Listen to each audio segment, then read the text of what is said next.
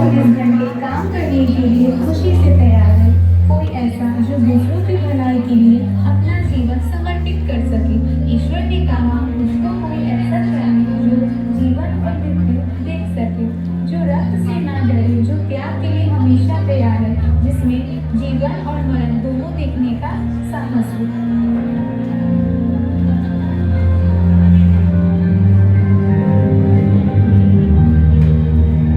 पहले के समय में लोग अस्पताल में जांच के लिए न जाकर अंधविश्वास और तांत्रिकों पर भरोसा करते थे, जिसके कारण बहुतों ने अपनी जान गंवा दी और कुछ लोग गंभीर बीमारियों के शिकार हो गए।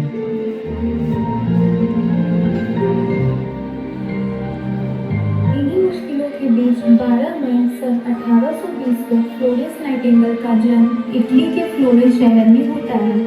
उनका परिवार काफी समृद्ध हुआ करता था और उनके माता पिता की ख्वाहिश थी कि वह एक प्रभावयुक्त महिला बने।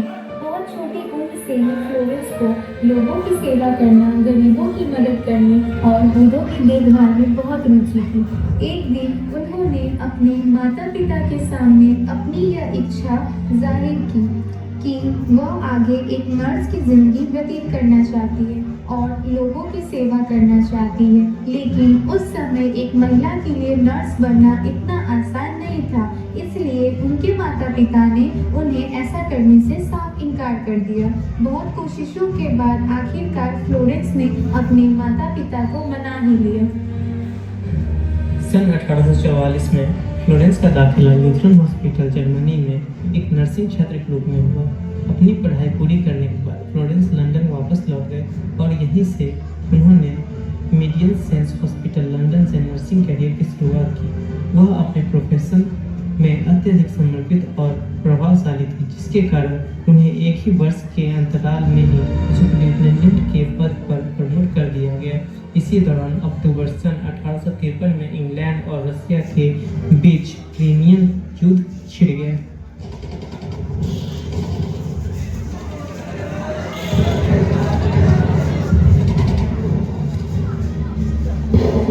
जिससे बड़े पैमाने पर सैनिक हताहत घायल हो जाते हैं।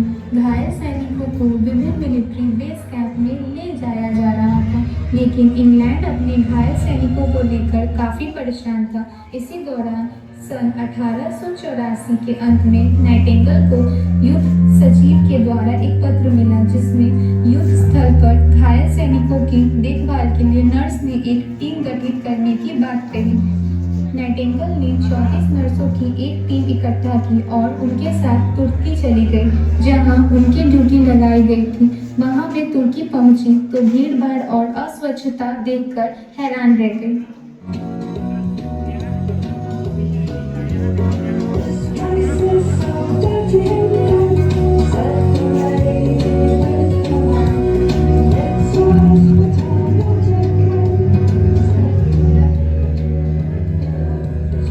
उनके प्रयास, ज्ञान और समझदारी से सैनिकों की मौतों की संख्या में 2/3 से गिरावट आने लगी। जब वह लंदन वापस आई तो उनका भव्य स्वागत किया गया और रानी ने उन्हें एक उत्कीर्ण ब्रोच भेंट करते हुए उनके काम को पुरस्कृत किया, जिसे बाद में नाइटिंगेल्स ज्वेल्स कहा गया। इसी के साथ उन्हें $2.5 लाख की नगद राशि भी मिली, जिसका उपयोग उन्होंने आगे के स्वास्थ्य कार्यों में करने का निर्णय लिया। सन 1860 में उन्हें सेंट थॉमस हॉस्पिटल की स्थापना के लिए विस्तृत राशि का उपयोग किया और यही पर उन्होंने नर्सों के लिए नाइटिंगेल ट्रेनिंग स्कूल के नाम से पहला नर्सिंग प्रशिक्षण स्कूल शुरू किया।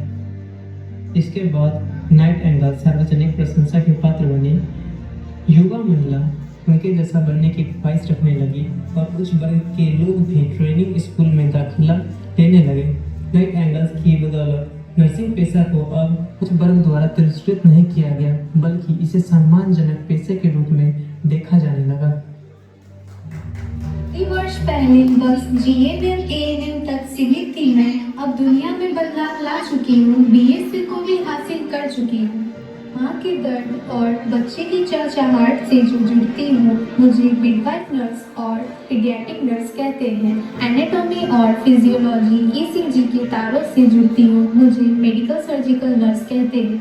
जब किसी के इमोशंस और साइकोलॉजी से जुड़ती हूँ तो मुझे मेंटल हेल्थ नर्स कहते हैं। जहाँ लोगों के घरों से बीमारियों को दूर करती हूँ तो मुझे कम्युनिटी हेल्थ नर्स कहते हैं। उन सरहदों पर भी जब किसी की मुस्कुराहट बनती हो मुझे मिलिट्री नर्स कहते हैं।